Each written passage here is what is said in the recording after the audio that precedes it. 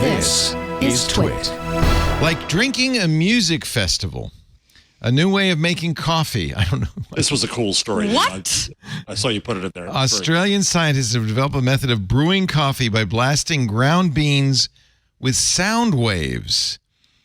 You can actually, here they are, the three scientists, coffee consultant Craig Heron, senior lecturer Francisco Trujillo, PhD student Nikonj, I'm going to mispronounce your name, Nikonj Naliyadhara, drinking a fine cup of coffee made by this, what looks like an everyday Breville coffee maker. Notice it's hooked up to some interesting devices. There's a transducer attached to it to send sound waves, high-frequency sound waves, into the coffee. The coffee is first infused in water for 5 seconds.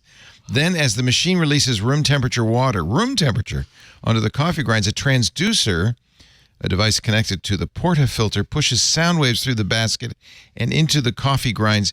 Trujillo describes it as an opera singer's voice making a glass vibrate so intensely that it breaks.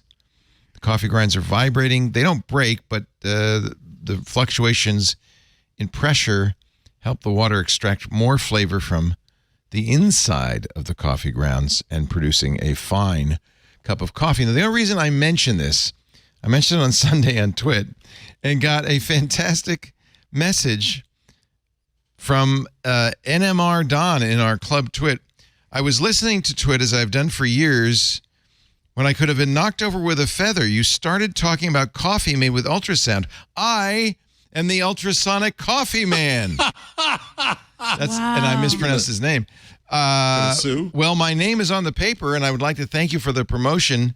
Ignoble in our future? Who knows? I don't quite think you understand the intensity Australians take their coffee with. We are talking West Side Story level of conflict over who makes better coffee. Here's the funny thing. I don't drink coffee, but it's okay since I use analytical instruments in my lab to tell the actual coffee people how it's better than normal coffee. My main work at the University of New South Wales in Sydney is, and get ready for this, doing AI protein structural biology, AlphaFold, and all of the things that go along with it. I'm the guy yelling at the TV, watching CSI shows saying it doesn't work that way, or when people talk about AI and structural biology saying it doesn't work that way. Micah got it about 95% right, and I was really impressed how he integrated a very complicated platform.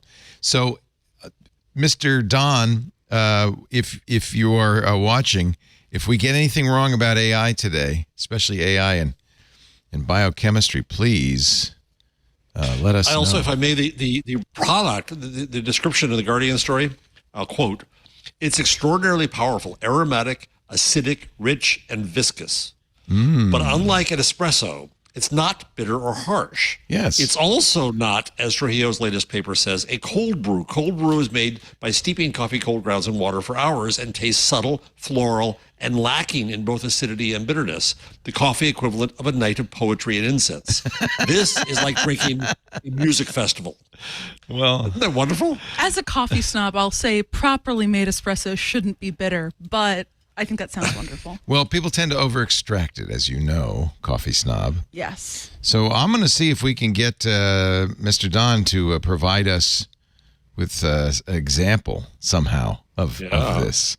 Is he based in Australia? Yeah, unfortunately, he's based in. Can you fly the coffee? Can you fly here with your coffee? No, it's a liquid. You won't get a sword. All right, enough. Let's move on. That was a fun story. I know, and I wanted to lead with that because he's a member of Club TWiT, which is pretty fantastic.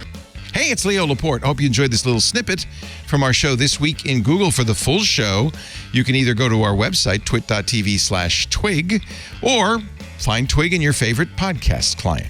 And, of course, there's links right below, somewhere down there, for more information.